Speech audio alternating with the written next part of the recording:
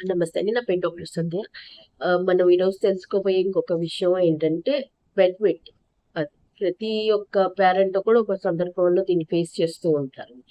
మామూలుగా మనకి పిల్లలకేంటంటే ఒక అంటే ఎంత తొందరగా మనం ఈ టాయిలెట్‌కి వాళ్ళని అలవాటు చేస్తామో అంత తొందరగా అలవాటు మానేస్తారు.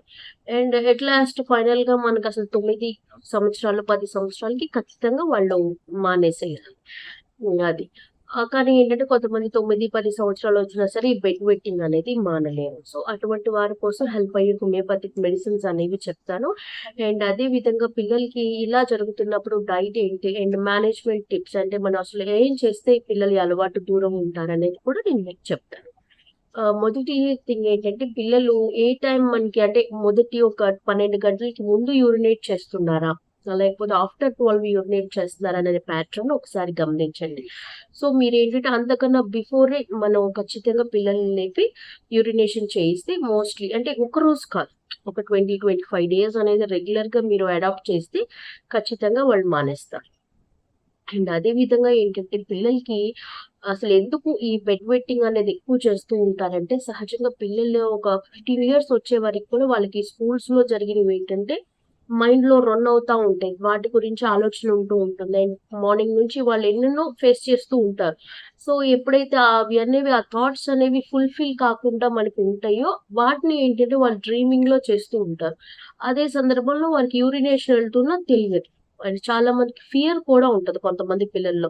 ఫియర్ ఆఫ్ సంథింగ్ డ్రీమింగ్‌లో ఏదంటే అది వస్తుంది వాళ్ళకి. సో, దానివల్ల ఏంటంటే అన్‌కాన్షియస్‌గా వాళ్ళు అన్‌కండిషనల్‌గా వాళ్ళు టాయిలెట్ అనేది చేస్తూ ఉంటారు. సో, మనం చేయాల్సిందేంటంటే వాళ్ళు స్కూల్ నుంచి వచ్చినాక వాళ్ళతో ఒక 5-10 మినిట్స్ మనకేం జరిగింది స్కూల్‌లో? అసలేంటి? ఇంకేమైనా వాళ్ళకేదైనా థాట్స్ ఏదన్నా ఉంటే కంప్లీట్‌గా తెలుసుకొని మనం బిఫోర్ బెడ్డే వాటిని క్లియర్ ఔట్ చేసుకోవడం. అండ్ బిఫోర్ మనకి బెడ్ టైమ్ ఏంటంటే ఒకసారి కంప్లీట్‌గా మనం బ్లాడర్ అనేది ఎంప్టీ చేయిచ్చామనుకోండి, చాలా వరకి మీరు ఎర్లీ‌గా లేవకుండా ఏంటంటే ఆఫ్టర్ 12 ఆర్ 2:00కి లేచి యూరినేషన్ అనేది వాళ్ళకి పంపించొచ్చు.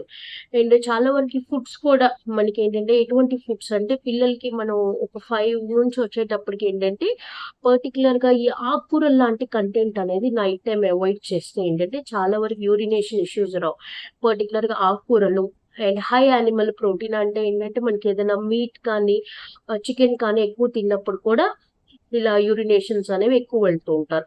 సో, వాటిని అవాయిడ్ చేయడం. అటువంటి పరిస్థితి లేనప్పుడు ఎర్లీగా మనం వారికి ఫీడ్ చేసేయడం. సో దట్ ఏంటంటే ఒక 2 ½ to 3 అవర్స్ గ్యాప్ ఉంటే చాలా వరకి ఈ బెడ్ వెట్టింగ్ అనేది జరగదనమాట.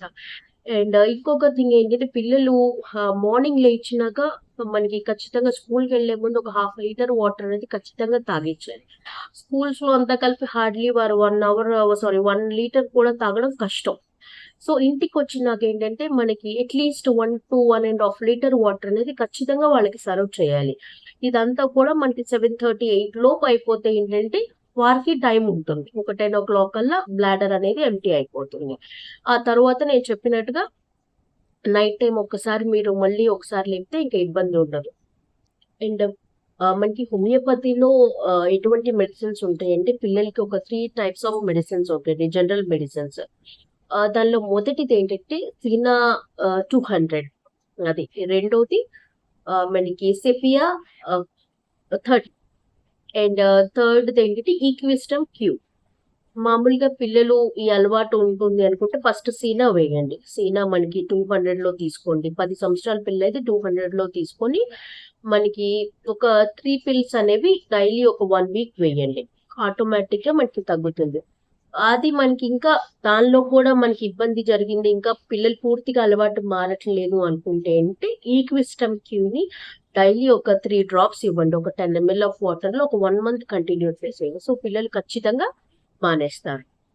అండ్ అలాగే సెపియా పర్టిక్యులర్‌గా ఆడపిల్లలు మనకి ఇలా బెడ్ వెట్టింగ్ ఉందంటే సెపియా అనేది చాలా హెల్ప్ అవుతుంది. సెపియా కూడా 200లో ఒక 3 పిల్స్ ఒక 1 వీక్ ఇవ్వండి. చాలా వరకి వాళ్ళు ఈ కంట్రోల్ అనేది ఉంటూ ఉంటుంది. అండ్ అలాగే పిల్లలకి ఎప్పుడైనా డీవార్మింగ్ అనేది మస్ట్ అండ్ షుడ్. ఈ నులిపురుగులకి ఏంటంటే అట్‌లీస్ట్ 3-4 మంత్స్‌కి వన్స్ అయినా నులిపురుగులకి మందు వేస్తూ ఉంటే చాలా వరకు ఈ వెట్టింగ్ ప్రాబ్లమ్ అనేది తగ్గుతూ ఉంటుంది. ఓకే. అండ్ ఇంకా ఏదైనా పర్టిక్యులర్‌గా మీ పిల్లల ఇష్యూస్ ఏదైనా ఉంటే కామెంట్ చేయండి. నేను దానికి తగ్గ రెమెడీస్ అనేవి నేను చెప్తాను. Thank you for watching.